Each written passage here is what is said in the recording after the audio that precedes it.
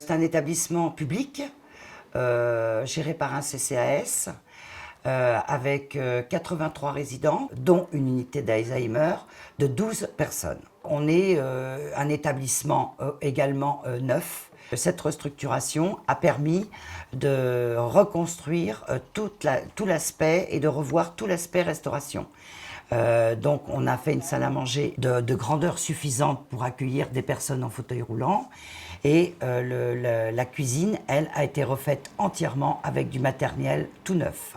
Donc, nous ici, on fait la cuisson à basse température, donc qui va être plutôt sur une cuisson de sonde, directement à cœur du produit. Il n'y aura pas d'assèchement et il y aura moins de pertes au niveau du grammage aussi. Donc il faut savoir que c'est une cuisine centrale. Alors nous réalisons 310 repas par jour et moi j'attache une importance capitale à la restauration. Car il faut savoir que les résidents qui rentrent, ils sont polypathologiques, la plupart sont en fauteuil roulant, ils ont des problèmes de mobilité, des problèmes de troubles cognitifs et la restauration, l'alimentation tient une place primordiale.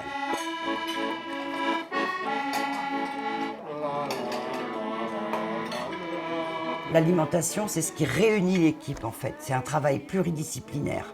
Ce n'est pas que de la dénutrition, mais c'est aussi le plaisir dans l'assiette, la présentation, donc les serveuses, la façon de servir, la façon dont la salle de restauration est agencée, décorée, et aussi ce qui nous a permis de travailler aussi Maison Gourmande et Responsables, c'est sur le gaspillage.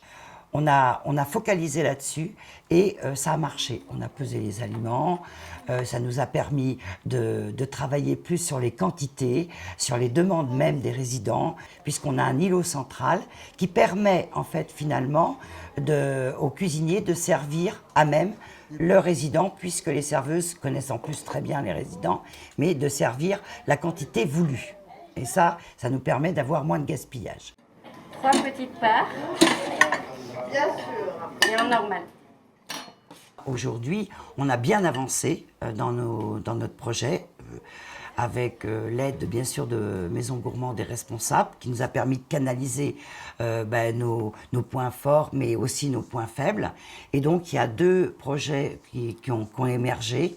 Premièrement, donc, les jardins qui vont être faits. Là, en fait, on va faire ce qu'on appelle le jardin thérapeutique, un jardin d'activité même. Depuis que je suis arrivé ici, en complément, j'ai fait une formation de jardin de soins, jardin thérapeutique. Et donc, on est en train de mettre ça en place dans l'établissement. Là, ici, on a mis quelques tomates, tomates cerises, des courges pour les couleurs, de la courgette, des poivrons. On a des fraises parce que les résidents adorent les fraises. Dans ce carré ici, là, ça va être des herbes aromatiques à la demande du chef cuisinier. Parce que là, vraiment, ça va être utile en cuisine. Il va pouvoir venir se servir ici. On a aussi un projet donc, de compost. Donc ça sera avec tout ce qui est les épluchures et les restes de cuisine. Oh mais non, je plante pas, moi je goûte. Tout ce qui est goûteux, que c'est bon. Donc vous allez pouvoir cueillir les tomates. Les fraises en premier, madame. Et donc le deuxième projet, lui, est consacré plus sur le versant plus un peu sanitaire. On va dire, c'est plutôt les bouchées enrichies. Notre projet, c'est de commencer déjà par l'unité protégée et de mettre une armoire réfrigérée pour que les soignants, mais comme les résidents, puissent se servir des bouchées enrichies quand ils en ont envie et de façon autonome. Mais aussi d'éviter, bien sûr, les fausses routes. La consommation de CNO a diminué depuis à peu près 8 ans. 8 ans, on consommait 80 000 € par an de CNO. Donc nous avons fait un travail sur la dénutrition avec un suivi régulier sur le poids, l'IMC, l'albuminémie. Nous avons un COPIL, donc un groupe de travail sur la dénutrition et donc nous avons préféré enrichir l'alimentation.